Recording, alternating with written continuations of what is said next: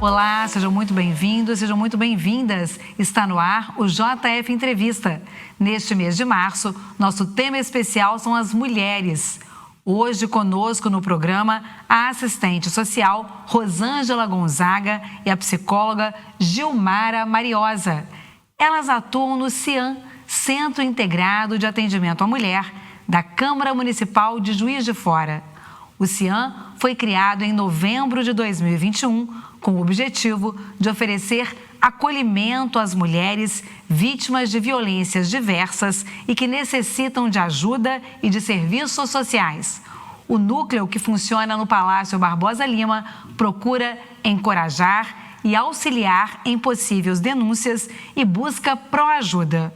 Vamos conhecer um pouco mais deste trabalho com a Rosângela e com a Gilmara, que estão no CIAM desde a sua fundação. Também vamos falar aqui sobre as várias violências sofridas pelas mulheres.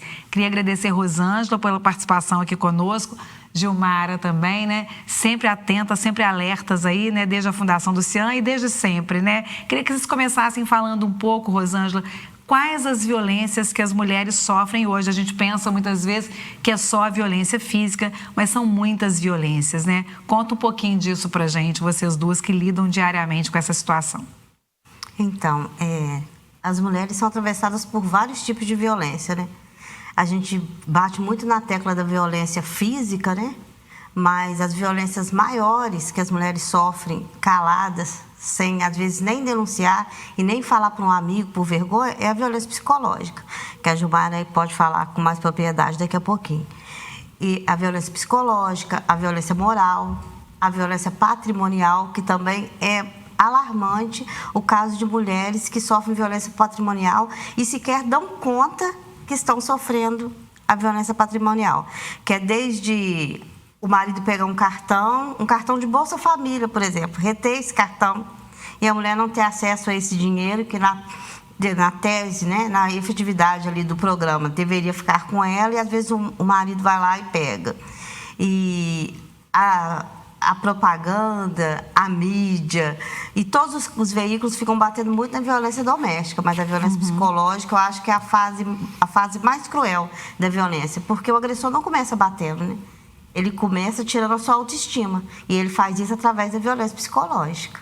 E nem sempre a mulher sabe, né, que isso nem tem esse conhecimento, né, Rosângela? Ela não percebe. E quando ela percebe, ela já está envolvida demais ou fragilizada demais para sair daquela situação.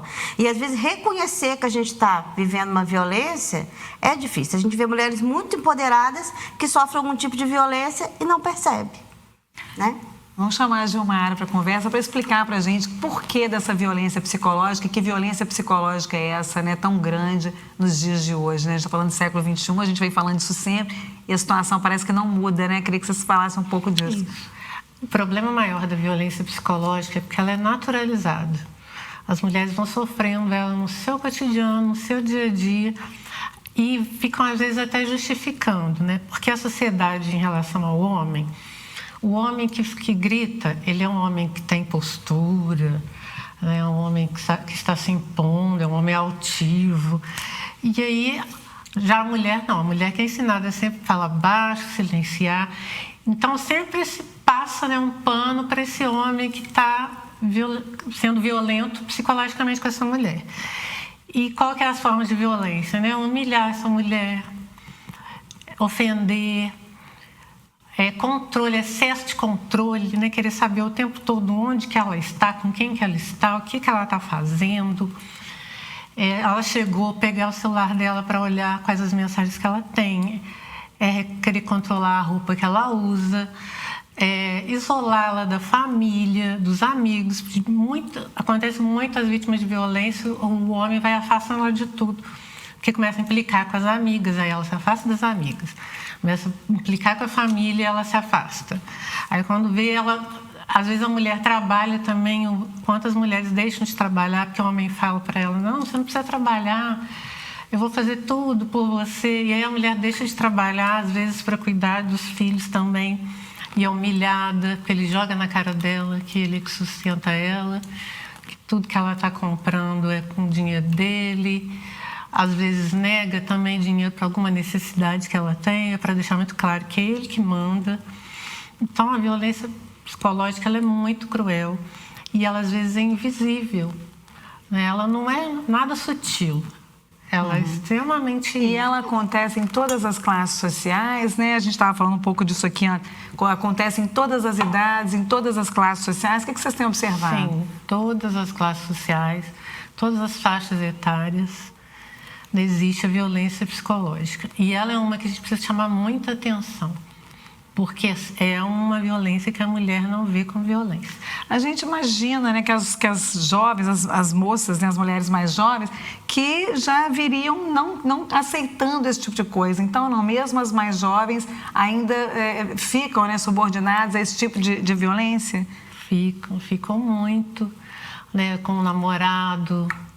A gente vê muitos casos de casais de namorado que o namorado controla completamente a vida da menina, né, que tudo que ela faz, tudo que ela fala, e ela entende que isso é um cuidado, porque muitas das vezes ela não teve esse cuidado anterior, né, na infância, e ela não sabe o que é ser bem cuidada, ser bem tratada.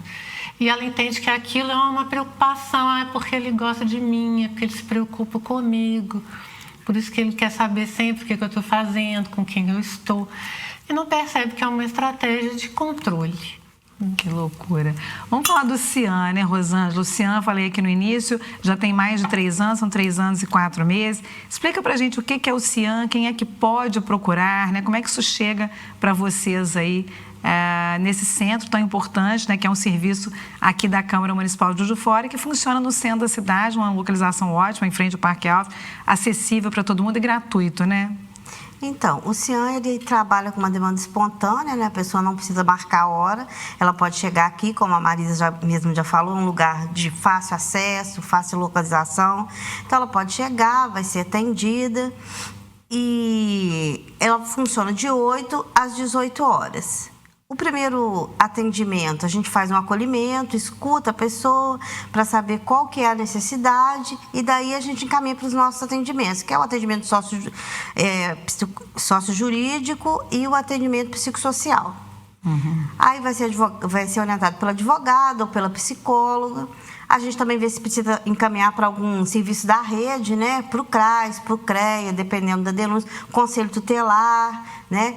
O que é o Cian hoje? O Cian atende mulheres vítimas de violência doméstica e em algumas vulnerabilidades e também a população LGBT. A gente faz esse atendimento também.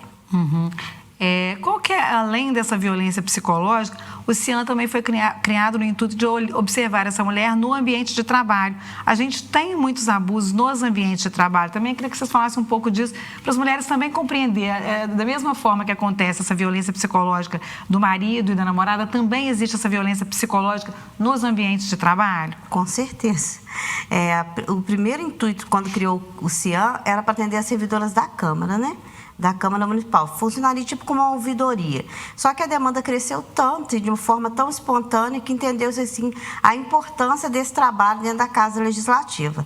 Então, a gente recebe denúncias de assédio das servidoras e também de outras pessoas que às vezes sofrem assédio no trabalho e vêm buscar orientação no Cian. E isso, assim, é mais comum do que a gente imagina. Porque, como a Gilmara falou, né, as pessoas vão naturalizando e a gente vive numa sociedade muito machista.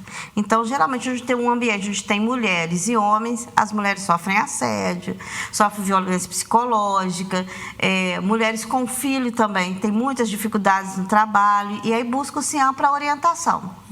Queria que você comentasse, né, igual os exemplos que você trouxe da violência psicológica entre os casais. Como é que é essa violência psicológica no ambiente de trabalho, né? Como é que a pessoa, a mulher, pode perceber e buscar ajuda? Geralmente ela pode observar, né, que a chefia dela, ou mesmo os colegas de trabalho, estão julgando negativamente, pejorativamente o trabalho dela, sempre colocando defeitos, sempre falando que está ruim, né, destruindo mesmo a autoestima daquela pessoa, falando que o trabalho nunca está bom o suficiente. Eu já vi casos aqui de servidora que saiu de férias, voltou, não tinha mais mesa para ela, né? Casos de pessoas que é tirado o serviço dela sem ser conversado, sem ser explicado, né? Um trabalho que ela faz sem ser conversado, né? Um processo, um período também onde a pessoa está fazendo, por exemplo, um concursado que está submetendo a avaliação de desempenho.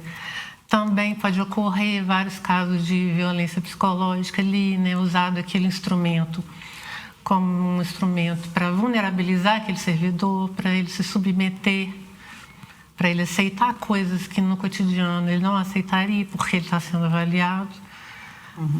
Então, são várias as formas assim, que a gente identifica, né, de violência psicológica no ambiente de trabalho. Né?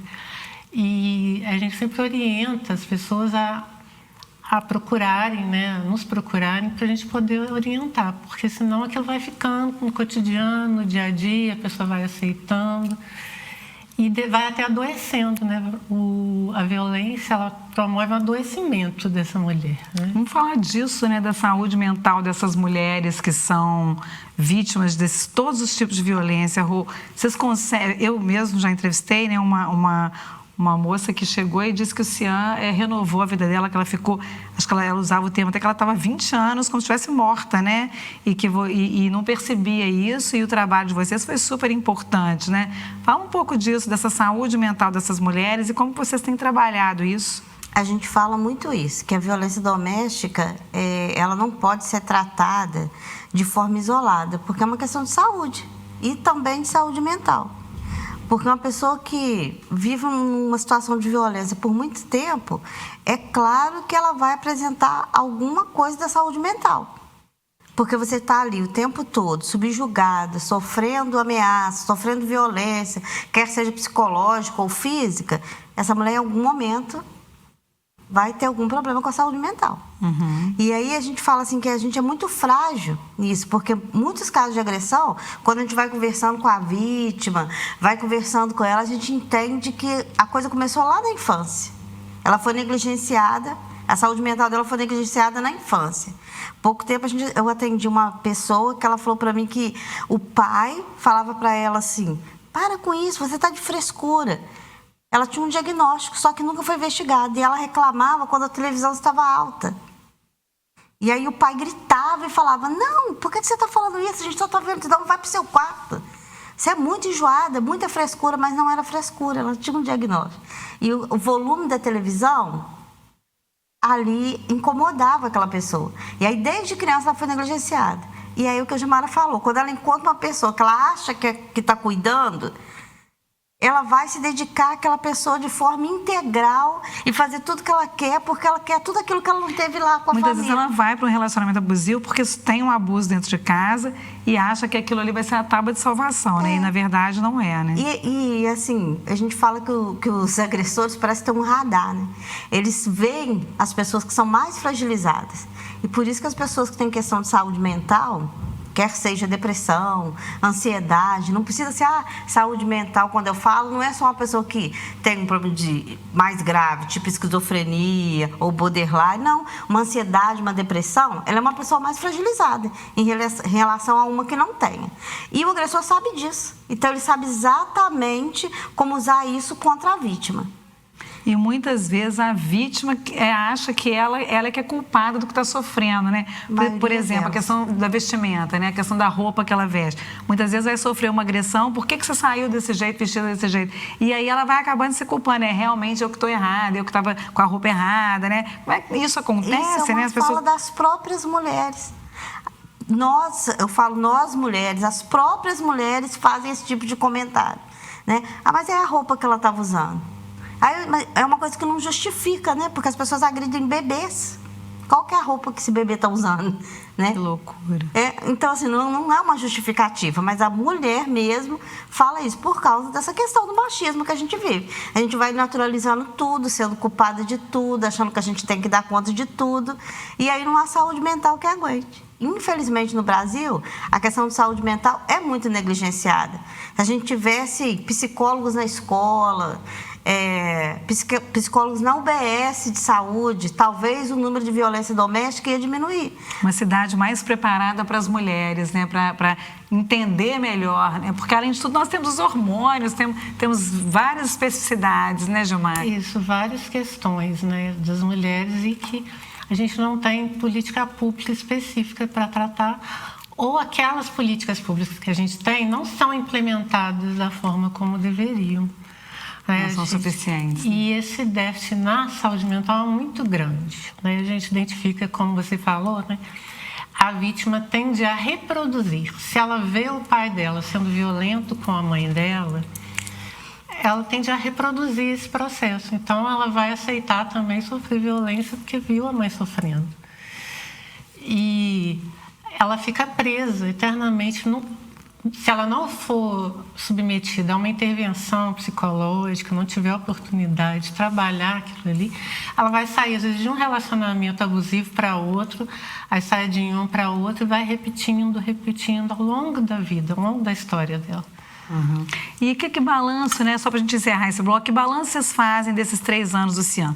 Vocês realmente têm conseguido fazer essas transformações, né? Não só das mulheres, mas nós vamos falar nos próximos blocos aí das mulheres trans também, que vem sendo, né? Vem procurando demais esse serviço também, né, Rô? Que balanço vocês fazem hoje dessa necessidade de cada vez mais serviços, né? Isso é uma política pública que foi abraçada pela Câmara, né? Como é que vocês avaliam isso, né? Esse trabalho hoje em Juiz de Fora? Bom, eu acho que o CIAN, assim, desde a criação dele, ele tem contribuído de forma assim, efetiva para o acesso das pessoas.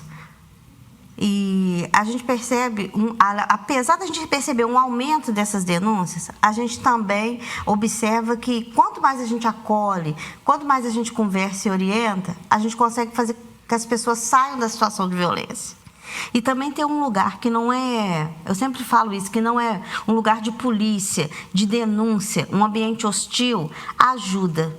Porque a pessoa se encoraja. E aí a gente cria um vínculo com essas vítimas. As vítimas criam um vínculo com o CIAN. E aí tudo que elas precisam, às vezes não é questão de violência, é questão de um currículo para emprego. Ajudar a preencher uma ficha porque conseguiu o emprego e não sabe fazer a documentação, elas procuram a gente. Então a gente vê assim que há uma luz. Não é só tirar da violência, não buscar é uma alternativa, uma saída, né? Um lugar, né? Então, acho que o balanço é bem positivo, sabe? A gente encontra com vítimas que a gente atendeu, a gente recebe mensagem de vítimas que a gente atendeu falando que conseguiu sair da situação de violência. Olha, estou com a minha mãe, olha, fui morar com a minha irmã, consegui alugar uma casinha. Então, assim, tem casos que a gente, infelizmente, não consegue ajudar? Tem. Mas eu acho que o saldo é muito mais positivo do que a gente imagina. Que bom, né? Nós estamos aqui conversando com a Rosângela Gonzaga e com a Gilmara Mariosa sobre as diversas violências contra as mulheres, elas que lideram o CIAN, que é o Centro Integrado de Atendimento à Mulher, uma política pública aqui da Câmara Municipal de Juiz de Fora. É só um minuto, a gente vai para o intervalo e já volta falando da realidade dessas mulheres aqui na cidade e todos os outros projetos que têm sido feitos aqui na casa. Até já!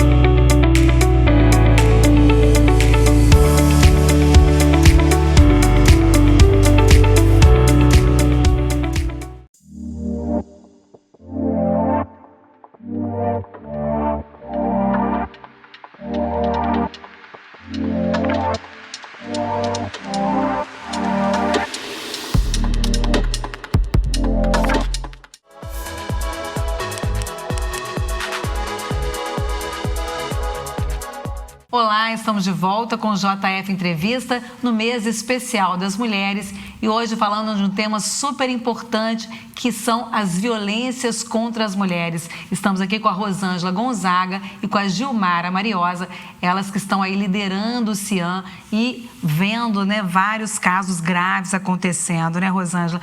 Me lembro da gente relembrar de uma vez uma reportagem o Câmara Móvel que existia aqui na cidade. O Cian ia em todos os bairros levando, né, orientação sobre as mulheres, e não só isso, como salvou mulheres também, né, casos de flagrantes que aconteceram durante o Câmara Móvel. Conta pra gente o que você lembra disso, Rosângela, de casos, né, que também você considerou que, né, que assustou vocês, né, que vocês não pensavam que isso podia acontecer. Conta pra gente um pouco da realidade que vocês vivenciam. Então, eu falo que essa questão da Câmara estar nas comunidades é fundamental.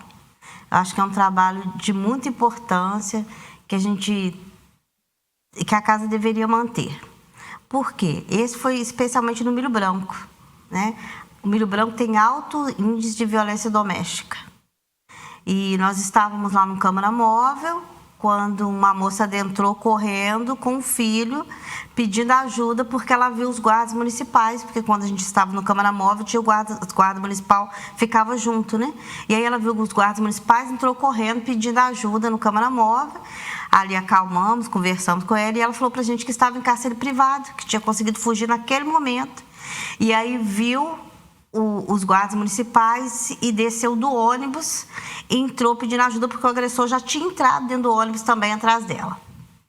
Isso nós acolhemos a criança, assim, me chocou muito, porque a criança ficava perguntando de um gatinho, eu quero meu gatinho, eu quero meu gatinho, e aí a gente foi perguntar para a mãe onde estava o gato, ela falou que na hora da fuga o agressor tomou a mochila que estava o gato e jogou longe, provavelmente o gato tinha morrido ali.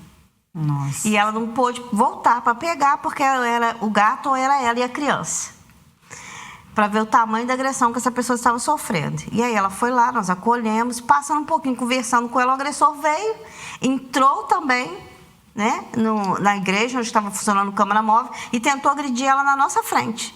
Aí foi contido pelos guardas municipais, colocaram ele numa sala lá na igreja em isolamento lá, ficaram lá até que a polícia militar chegasse e fizesse a ocorrência e seguisse com os trâmites, né? Na época ela ficou muito fragilizada, porque foi quase um ano de cárcere privado, né? Até que ela conseguisse fugir com o filho. Ela estava com uma aparência muito ruim, estava muito magra, com as roupas muito sujas, o filho também. Eu percebi que ela estava mal alimentada.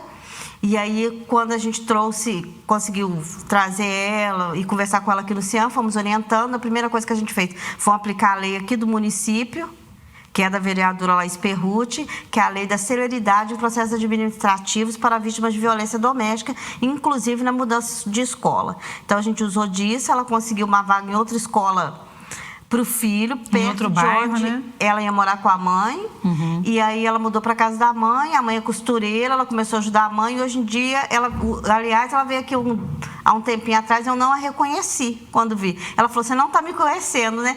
Aí eu olhei, aí eu falei, fulana, porque ela está muito bem, ela é outra pessoa, é outra vida. O agressor segue preso, porque foi preso em flagrante. E aí isso piorou o caso dele, ele está preso até hoje, que continue lá por algum tempo. E ela está seguindo com a vida dela de uma forma digna, trabalhando, dando escola para o filho. Você lembra, Gilmara, de algum caso que tenha te chocado, né? Que vocês também, que o Cian também tenha conseguido uma boa resposta, ou que vocês ainda estejam tentando encaminhar? A gente tem vários casos ali no Cian, né, com peculiaridades. Eu já atendi mulheres que tinham medo do marido, porque o marido às vezes é policial, e aí ela fazia a ocorrência, mas alguma coisa acontecia que nada... Não seguia, não seguia, não dava prosseguimento à situação. Uhum. E aí ela não tinha mais o que fazer. Nesse caso, inclusive, ela falou para mim que ela era agredida, mas que o marido, para não deixar ela fazer um boletim de ocorrência, falando que foi ele, que ele dava trombada nela, dentro de casa. Ele trombava com ela para que, assim, ela caísse e batesse nos móveis. E aí ela falou, eu tenho várias manchas roxas, aí mostrou algumas, mas é tudo mancha assim, marcada da quina do móvel, porque ele tromba comigo para eu bater na quina do móvel, para eu não poder falar que foi ele que me agrediu. Então a forma que ele agredia era essa, empurrar no móvel para disfarçar a agressão. Isso. Que loucura. Vocês também viraram referência no atendimento às pessoas trans, né? Eu, inclusive, já entrevistei algumas trans que veem, né, a alternativa, procurar vocês, não só para a questão de violência física, mas a questão do nome, que é uma violência psicológica também, né? As pessoas que são chamadas por aqueles nomes pelos quais elas não se identificam, né? Fala um pouquinho disso para a gente, se vocês têm balanço de quantas pessoas já atenderam. Então, o nosso atendimento a pessoas trans, a gente tem mais de 800 atendimentos. Retificação, a gente já fez mais de 200 retificações de nome e gênero. E é muito engraçado porque não é só retificação de nome. Toda vez que uma pessoa trans nos procura, não é só por isso que elas nos procuram. Tem várias outras vulnerabilidades. Então, eu sempre falo com as meninas que o atendimento de retificação de nome e gênero não é um atendimento de documento, é um acolhimento. Porque sempre quando a gente atende uma pessoa LGBT, ela tem uma outra demanda além daquela que ela nos procurou. E geralmente é um caso de violência. Nós já atendemos também uma menina lésbica que nos procurou e, através dela, nós descobrimos uma violência que a família toda sofria, inclusive a mãe, através de um atendimento à pessoa LGBT. Então, por isso que tem que ser... fios da meada, né? Vocês não descobrem, né? Por isso que tem que ser um atendimento com um olhar de acolhimento, porque é só a pontinha, sabe? O desrespeito ao nome é só a ponta da violência que a pessoa está sofrendo. Né? E hoje em dia, assim, a gente começou com Me Chame Pelo Nome, né? Em parceria com o Não Inviabilize. Esse Me Chame Pelo Meu Nome é um programa que não é do Cian, que vocês viraram parceiros? Isso, a gente começou junto com a Astra. A Astra financiava, ela pagava, porque a Câmara Municipal faz a parte de documentos, né? Coisas que a gente já faz aqui no Centro Integrado de Atendimento ao Cidadão, que é o do acesso à dignidade, a documentos, essas coisas. Então, o que a gente faz? A gente faz toda a juntada de documentos, todas as certidões que precisa, de forma gratuita. A Câmara não cobra por esse serviço. Segunda via de certidão de nascimento, tudo isso. E aí tinha a parte que tinha que pagar. E era aí que a Astra entrava fazendo o pagamento dos cartórios. Porém, agora a gente tem a lei... A Astra, que é a Associação de Trans e Travestis. Porém, agora a gente tem a lei da Bela, que dá gratuidade para a questão da retificação de nome e gênero em todo o estado de Minas Gerais. Porém, a gente só consegue fazer de forma gratuita para as pessoas que são registradas em Juiz de Fora. As pessoas que não são registradas em Juiz de Fora, a gente não consegue fazer de forma gratuita ainda. A pessoa tem que ir no cartório de registro, onde ela foi registrada quando nasceu. Então, aqui agora a gente faz toda a juntada de documento, manda para o cartório, seguido de uma carta informando da lei. O cartório vê as questões, porque tem umas questões de renda, né? Eles fazem uma análise de renda. Feito isso, viu que está tudo em ordem, é feito a retificação do nome para a pessoa de forma gratuita, sem ela ter que pagar nada. A Câmara não cobra, o cartório também, por causa da lei agora, não cobra. Você falou aí de violência, né? Muitas vezes elas chegam querendo a questão do nome, mas na verdade também são vítimas de violência. E a violência no trabalho, elas conseguem trabalho? Ainda há muito preconceito em relação às mulheres trans? O que vocês têm visto? Então, a gente tem boas coisas sobre isso. A partir do momento que o nome é retificado, elas têm mais acesso ao mercado de trabalho. A gente já ajudou meninas que fizeram aqui a retificação de nome a conseguir vagas de trabalho, porque é o que eu falo para você, o Cian acaba virando uma referência. Então, aí elas conseguem a vaga e vêm pedir ajuda para a documentação. Aí as meninas vão, principalmente as meninas da recepção, a Lucinha, a Camila, a Nívia, aí ajuda ali com a documentação que o empregador pede, e geralmente tem dado certo. Então, dessas meninas que retificaram, a gente tem mais ou menos 12 que estão empregadas. É um número pequeno? Mas é melhor do que o que a gente tinha antes, porque elas fazem retificação de nome e, com o nome retificado, têm acesso a processos seletivos, e quando chega lá não há aquela questão, né? Porque quando a pessoa ainda não está com o nome retificado, ela está com o documento. Então, você faz o processo seletivo, tem que colocar o nome de registro. Aí, quando chega lá, está um nome masculino, mas a pessoa está vendo uma pessoa feminina. Uma mulher. Um corpo de mulher, uma mulher. Uma mulher, né? Porque é uma mulher. Tá vendo uma mulher, mas o nome é masculino. E aí a empresa tem várias questões. Como que vai ser? Como que eu vou chamar? Como que eu vou pôr no crachá? A partir do momento que retifica, não tem mais isso. Ela consegue concorrer, de certa forma, com mais igualdade do que ela conseguiria com o nome masculino e vice-versa, quando é transmasculino. Ou seja, é mais importante do que a gente pensa, né? Não é só uma questão, não é questão social, é realmente para a vida dela. É dignidade mesmo. Modifica-se tudo. É para conseguir acesso. Eu falo que o nome, se a pessoa soubesse o quanto o nome é importante, a gente teria muito menos problema com a questão do nome. Porque o nome é o que a pessoa é. E quando a pessoa pode ser chamada pelo nome que ela escolhe, o nome que ela se identifica, a dignidade e o acesso vêm junto. Nós estamos falando de respeito à diversidade, né? E a Gilmara participa de um projeto, né? Integra um projeto que também é da Câmara, que é o Diversidade. E vocês discutem essas questões também do projeto? Fala um pouco disso em relação à mulher, se tem essas questões dentro da diversidade também, Gilmara. Tem, que a gente lá do CIAN, a gente tem uma parceria com a diversidade. Então, como eu estou no diversidade, eu também sou chamada através da diversidade para falar sobre a questão da mulher, sobre a questão da violência doméstica, sobre a questão LGBT também. E falar em muitas palestras que vocês isso, nas palestras, fazem por aí. Em escolas, né, associações de bairro, projetos sociais, CRAs, CREAs, né, chamam a gente para fazer essa fala. E, no meu caso, por exemplo, eu falo sobre 3 temáticas na diversidade, sobre a questão da mulher, questão LGBT e a questão racial. A gente tem também aí a questão da pessoa com deficiência, com o Flodoaldo, do idoso, com a Flávia e do bullying com o Vinícius. Mas eu trabalho com essas 3 temáticas. Então, a gente tem a oportunidade de falar também de outras pautas, né, que são atravessadas também. Porque a gente sabe que uma mulher branca e uma mulher negra não é a mesma coisa. Elas têm acessos diferenciados. Não existe uma hierarquia social.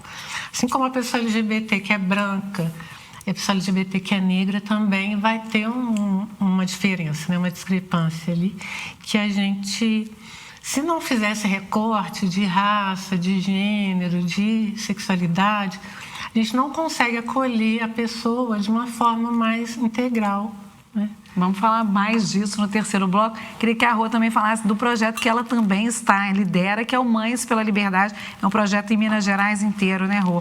Fala um pouquinho disso pra gente, que projeto que é esse, a importância dele. E esse encontro também, a importância que o CIAN ganha, né, você estando nesses 2 lugares aí. Então, o coletivo, não é coletivo, mas é uma associação. A Associação Mães pela Liberdade é de toda Minas Gerais, né?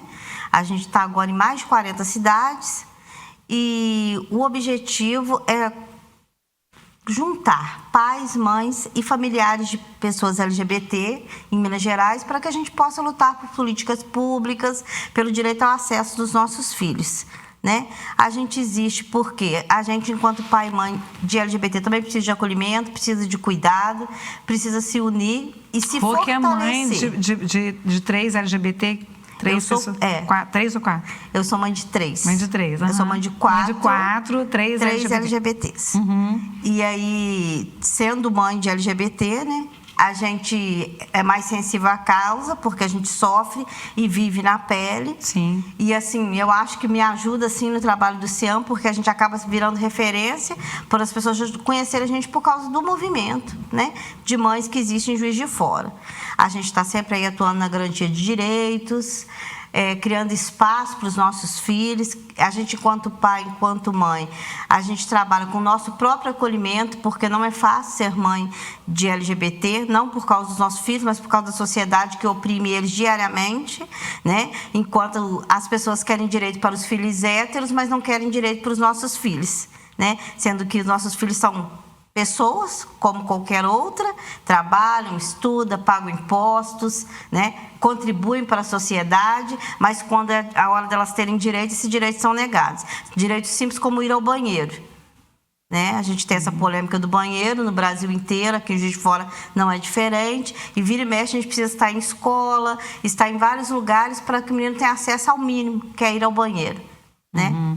E as mães que estão, né, nos assistindo, como que elas podem fazer para ter acesso à luta de vocês, né, entrarem, ou não sei se vocês fazem abaixo-assinado por conta de lei, como é que vocês atuam, se reúnem com frequência, né? Como é que essas mães que estão nos assistindo podem fazer parte, né, e conhecer esse trabalho? Vocês têm site, né? Vocês têm... Isso. Como é que é esse trabalho de vocês? A gente tem o Instagram, né, que é o Mães pela Liberdade.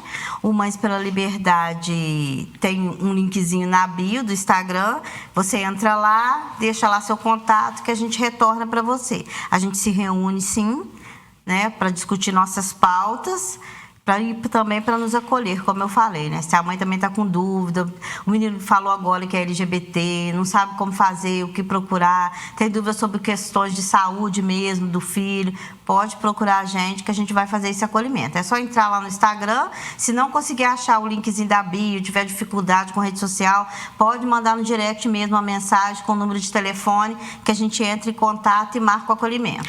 Rô, você está falando, e o próprio nome Mães pela Liberdade mostra como as mulheres acolhem mais, né? Porque eu sei que a sua família, o seu marido acolhe também, mas em geral são as mulheres que têm esse trabalho de aceitar, né? Que têm esse trabalho de luta, de fazer essa luta, e muito poucos homens, né, Rô? A maior parte da associação são de mulheres, mas nós temos muito pais, assim, bem ativos, né? Familiares também bem ativos no grupo, mas a maioria é mulheres.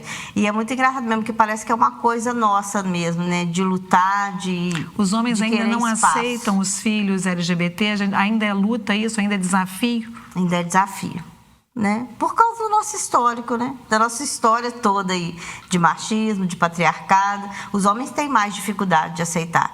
Mas também, quando aceitam, são muito aliados, sabe? Fazem um trabalho, assim, excepcional. Mas até aceitar é um caminho, né? Eu acho que eles projetam mais, principalmente quando é um filho homem. Aí eles projetam mais uma coisa, que queria que o filho fosse assim, desse jeito, queria que seguisse, que fosse pro futebol, essas coisas de homem, né?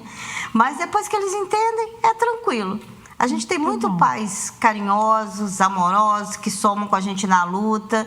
E a questão do Mães pela Liberdade é que os filhos tiram a gente do armário. Tiram as mães.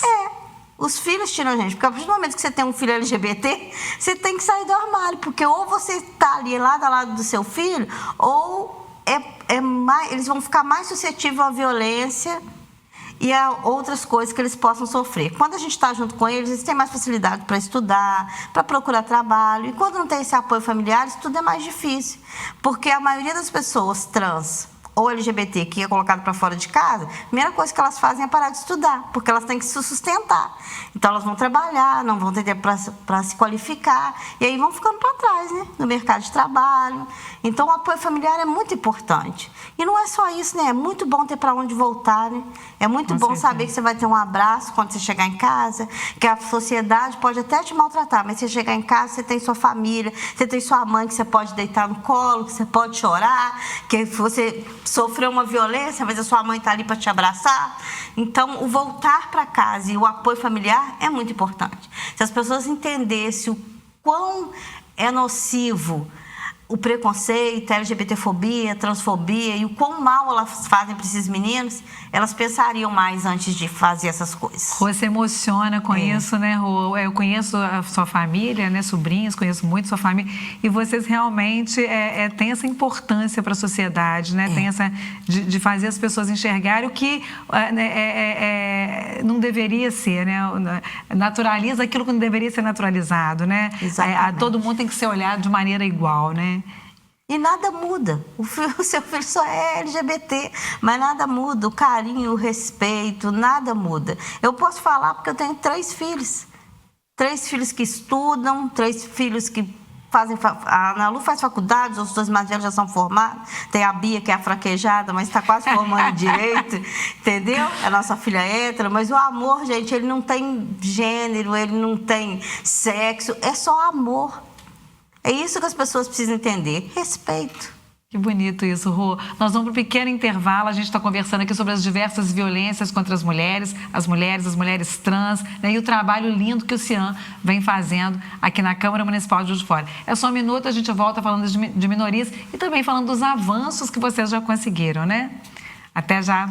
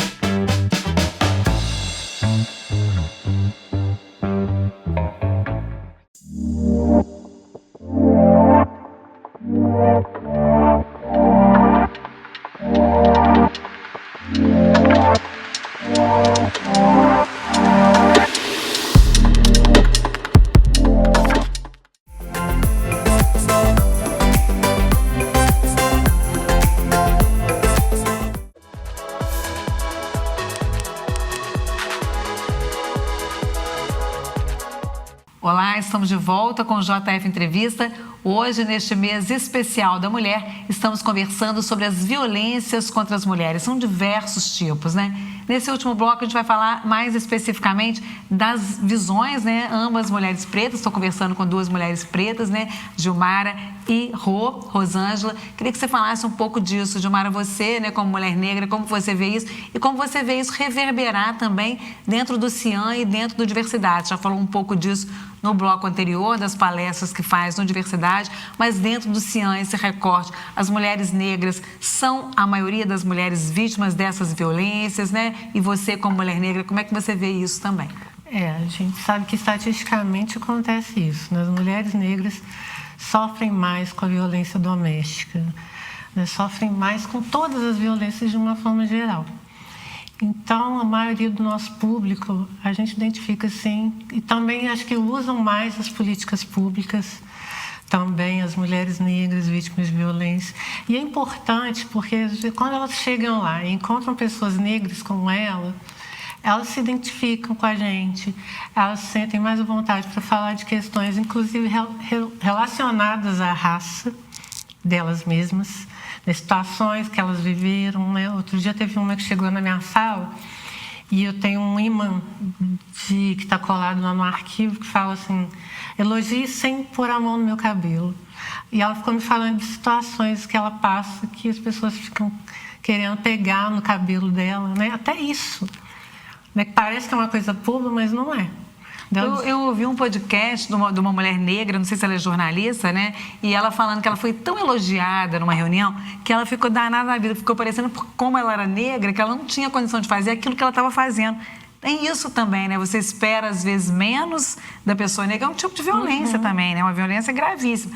Né? Você imagina, olha, você conseguiu fazer isso. Não sei se chega para vocês também. Aí é mais no sentido do trabalho, né? Sim, existe uma expectativa, né? Começa na escola, de que a criança negra está relacionada ao fracasso escolar. Então, começa a construir uma expectativa, né? Na psicologia, a gente aprende que são profecias autorrealizadoras, de que aquela criança não vai conseguir. Ou a gente mesmo escuta, que a gente, por exemplo, diversidade, CIAN, estou muito em escola. Aquele menino ali não vai dar em nada. Isso aí não vai dar em nada. Então, quando essas pessoas conseguem acessar determinados espaços, é muita dificuldade, porque tudo trabalha contra. E no ambiente de trabalho acontece isso mesmo, a gente ser subestimada. Tem uma legislação que empresas que têm um determinado número de pessoas têm que fazer um trabalho, não sei especificamente qual lei, para promover diversidade das empresas. E aí tem uma psicóloga social, Suda Bento, que ela fala isso, que toda vez que ela chega numa empresa para fazer esse trabalho, que as chefias falam assim, mas a gente não quer baixar a régua, né? A gente tem uma equipe muito boa, que tipo assim, se você contratar pessoas negras para terem cargos de chefia, ou cargos com maior salário, se tivesse que necessariamente cair a qualidade do trabalho, porque a pessoa negra não tem competência, não tem capacidade para ter um bom trabalho. Que horror! Isso, acho que era disso, né, que essa mulher falava, né? Olha, você está nos surpreendendo, né? Como se a pessoa negra não tivesse, né, a mesma capacidade que todas as outras. Né? Queria que você falasse um pouco disso também, Rô. Você, né? Ela está falando aqui, está passando um filme assim na minha cabeça, porque a gente percebe isso nas vítimas. Quando elas chegam, que vai falar com a Gilmara ou comigo, é como se elas, quando são negras, né? Elas respirassem. Entendeu? Eu estou falando com alguém que vai me entender. Porque tem isso também. Às vezes a gente chega e não consegue se identificar com a pessoa que está te ouvindo. E aí... Não uma consegue. barreira, né? É uma barreira.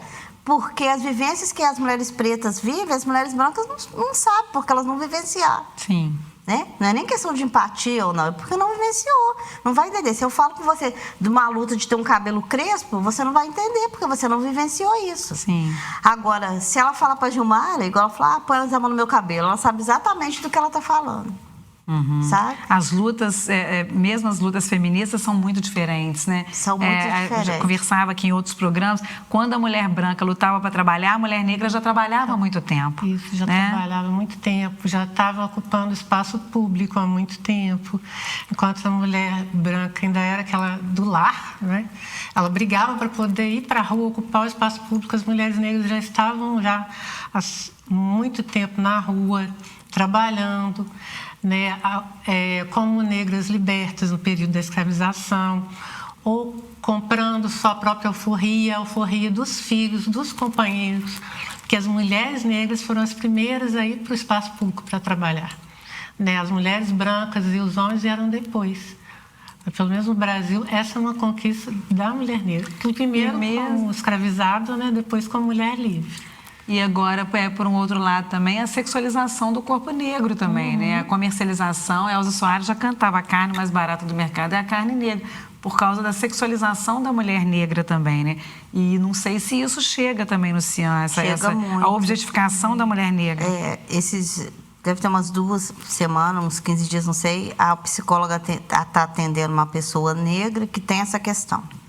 E aí, depois que ela terminou o atendimento, que o atendimento é sigiloso, ela falou: vem aqui que eu quero te apresentar uma pessoa. Aí me levou lá na minha sala e falou: tá vendo? Ela é como você, ela é preta, ela é negra.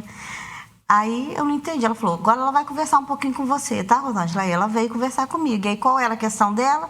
Ela falava assim: como eu sou preta, eu nunca vou ser nada. Eu tenho que ficar bonita para que os homens gostem de mim. Porque eu não tenho outra escolha. Porque as pessoas não vão me dar oportunidade porque eu sou preta. Aí eu disse para ela: não, eu estou aqui, eu estudei. Falei: a Gilmara está aqui, a Gilmara é doutora em psicologia. Então você pode, você consegue. A nossa cor não é o nosso limitador. As pessoas falam isso pra gente, mas a gente não tem que acreditar nelas, sabe? E aí, desde então, a gente vem trabalhando com ela essa questão da autoestima e essa questão dela não se prender ao fato de ser negra, que isso seja um impedimento para ela fazer qualquer coisa. Mas por que ela está reproduzindo isso? Porque ela cresceu ouvindo isso. Que loucura. E aí vai se sujeitando a todo e qualquer tipo de violência, por um mínimo de afeto. Nós estamos falando aqui das violências às minorias, né? Vamos falar de uma violência em relação a outras minorias, que são as mulheres trans. O Brasil ainda é o país que mais mata as trans, né? Foram 122 assassinatos em 2024. O que a gente pode falar a esse respeito, gente? Como é que está a situação em Juiz de Fora, no Brasil todo, né? Como é que isso chega para vocês? Infelizmente, é um índice, um campeonato que a gente não perde, né? De ser o primeiro país. As vítimas são mulheres trans e travestis negras, geralmente. São assassinadas, né? A maioria morre ou por adoecimento ou até mesmo autoextermínio, mas uma grande parte é assassinada, e não é simplesmente assim, assassinato com tiro no peito, não. São assassinadas com requintes de crueldade. Geralmente acontece a questão do empalamento da mulher trans. Não sei se a gente pode explicar aqui o que é um empalamento.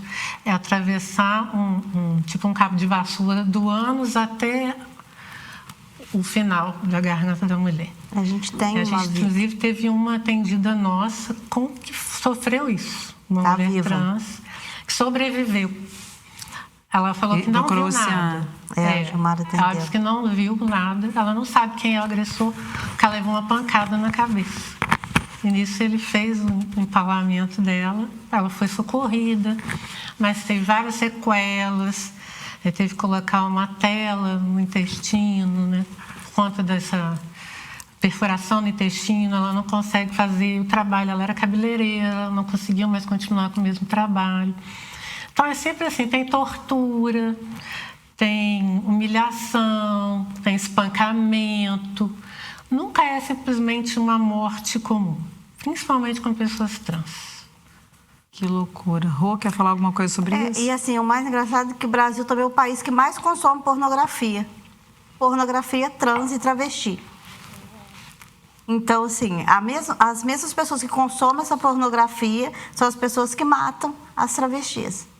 E a maioria das mortes são com requinte de crueldade ou para omitir, para que essa vítima não fale para alguém que essa pessoa se relacionou com ela, né? Agora, qual que é o caminho? O caminho é política pública, são pessoas compromissadas em defender a causa. A gente eleger pessoas que tenham compromisso com as minorias, para defender a causa das minorias e defender os direitos, né? Dar acesso também a essa população. É muito importante e urgente que Juiz de Fora tenha um centro de referência LGBT, que não tem. O centro de referência LGBT de Juiz de Fora é o CIAM. E a gente faz dentro das possibilidades, porque o que a gente não pode resolver aqui, a gente encaminha, né, enquanto órgão público, encaminha para outros equipamentos. Então, é urgente que a gente tenha... pessoas preparadas para lidar com isso? Por exemplo, vocês duas estão super preparadas, entendem, né? Isso tem estudo na área. A gente tem, por exemplo, agentes da ordem preparados para lidar com isso? As polícias estão preparadas para lidar com essa violência às mulheres trans? Não, a gente não... Eu não posso dizer pelos outros equipamentos, mas o que a gente vê é um total despreparo. Não que a gente seja melhor, e tem pessoas na OAB que são parceiras, tem pessoas de outras instituições que são parceiras, mas a gente ainda tem muita dificuldade com a polícia militar, com a polícia civil, para acolher essas denúncias. Porque, como você diz, não tem um centro de referência também nesses organismos. Não tem uma delegacia especializada, por exemplo, que vai tratar de forma mais humanizada, né? Não.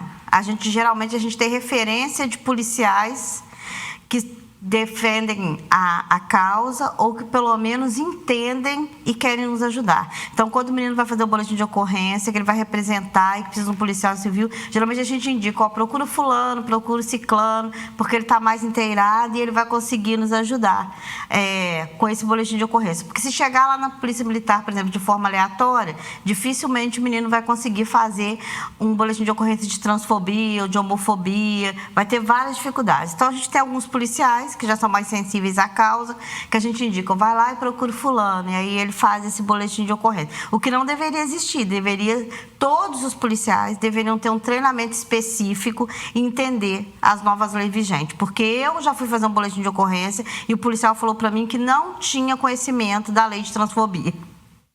Nossa, mãe.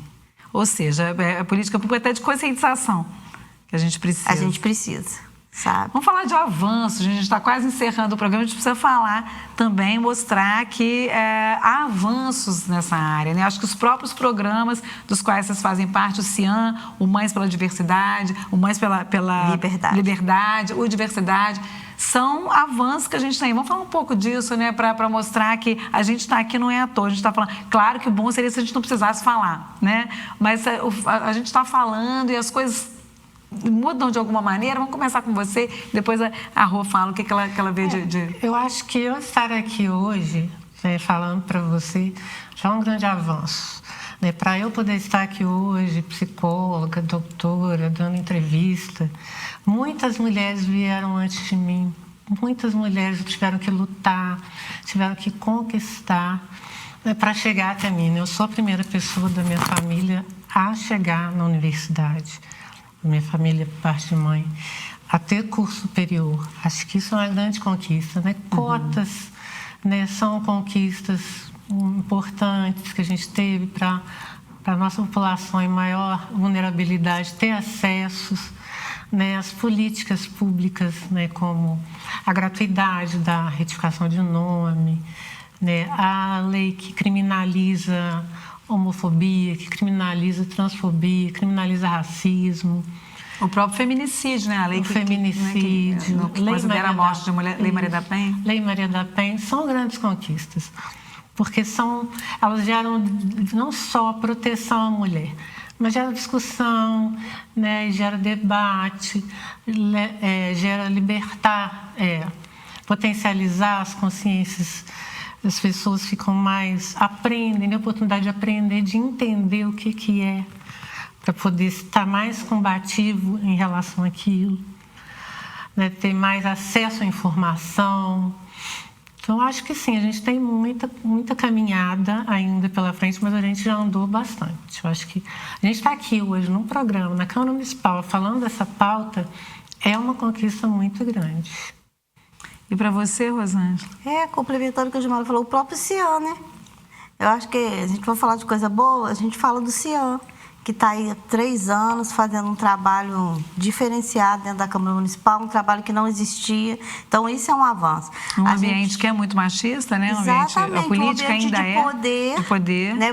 De primazia dos homens, a maioria dos homens, das pessoas que estão no poder na Câmara são homens, e mesmo assim a gente tem toda a liberdade de realizar um trabalho no Cian, e não só de realizar, como levar para vários lugares, né? A gente vai em vários lugares da palestra, a Gilmara coordena aí as palestras do Cian, e assim a gente está com a agenda cheia.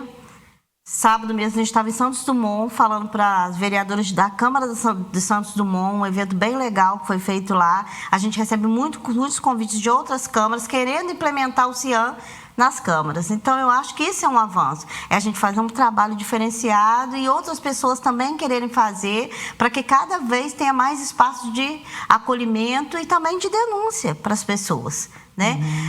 A Gilmara está falando da Lei da Maria da Penha, agora a Lei da Maria da Penha ainda deu outro avanço, né, que também acolhe casais homoafetivos, que também era uma dificuldade, né? Tinha que entrar com uma medida cautelar, agora a Lei Maria da Penha também abarca os casais homoafetivos. Então, é um avanço. Então, a gente tem dificuldade, muita coisa para fazer, mas a gente tem muito avanço. A Semana da Mulher também aqui na Câmara, né? Mulheres e seus múltiplos desafios, também é um avanço, né? Você colocar várias pautas, trazer várias temáticas, várias palestras, aberta a todo o público, né? Vocês também consideram? Sim, com certeza. Tudo que a Câmara tem feito para as mulheres, eu acho que para mim é um avanço. Eu, enquanto mulher preta, estar aqui hoje dando essa entrevista, poder ter participado dessa Semana da Mulher na Câmara, poder ter tido a oportunidade de falar com pessoas do Ministério Público, da OAB presente, da própria Delegacia da Mulher e do Judiciário, porque nós tivemos uma roda assim, é um avanço, porque são as pessoas que estão acima de nós, cuidando, né, da questão da violência. Então, se a gente pode falar para elas dentro de uma casa legislativa, dentro da Câmara, com aval dos vereadores, isso é muito importante. Você sai da bolha, né, e consegue falar com vários tipos de públicos, né? Sai da bolha. Então, acho que... E assim, a gente não pode deixar de falar que a Câmara avançou depois que teve mais mulheres vereadoras, né? Porque se o Cian existe hoje é porque uma comissão da mulher teve vontade, teve um olhar diferenciado para os casos que começou dentro da Câmara e aí abriu para toda a população. Então, ter mulher na política também faz muita diferença. Agora, a gente precisa de outras representatividades, né? Mulheres trans, mulheres pretas, mas é o caminho para chegar lá. Ele já começou, agora a gente tem que trilhar. Vocês querem dar algum recado final para todas as mulheres? Lembrando que todos os serviços do Cian são gratuitos. O Cian funciona de segunda a sexta aqui no prédio do Palácio Barbosa Lima, que fica aqui em frente ao Parque Alfred, né? Quem está nos assistindo pode vir, pode procurar o serviço. Vocês querem dar algum recado final? Queria falar para as mulheres, né, que estão nos assistindo, se você sofre violência, nos procure ajuda, não sofra sozinha. Se você conhece alguma mulher que esteja passando por situação de violência também, chame essa mulher para poder vir até o Cian, para poder procurar ajuda, procurar acolhimento. Porque hoje em dia as mulheres, felizmente, não precisam mais sofrer sozinhas dentro de casa, elas têm um espaço para elas. Aproveitar também para falar para a população LGBT, o Cian atende toda a população LGBT, se você estiver passando por alguma situação que precisa da nossa ajuda, que precisa ser encaminhado para a rede, procura a gente. Também, se quiser esclarecimento sobre retificação de nome e gênero, a gente está aqui para ajudar. Mesmo que você não tenha sido registrado em Juiz de Fora, a gente faz as orientações também. E no que a gente puder dar acesso e dignidade, nós estamos de portas abertas, a equipe do Cian é maravilhosa, todo mundo muito bem treinado, muito comprometido, e a Câmara Municipal está aí de portas abertas para a população. Muito obrigada para vocês duas, né, por esse grande aprendizado, aprendemos muito nesse programa, parabéns por estarem aí à frente desse projeto tão bonito. Obrigada. Obrigada. Muito obrigada a você pela sua audiência. Esse foi o JF Entrevista, super importante, falando aqui das violências contra as mulheres. Eu encontro vocês na próxima semana. Até lá!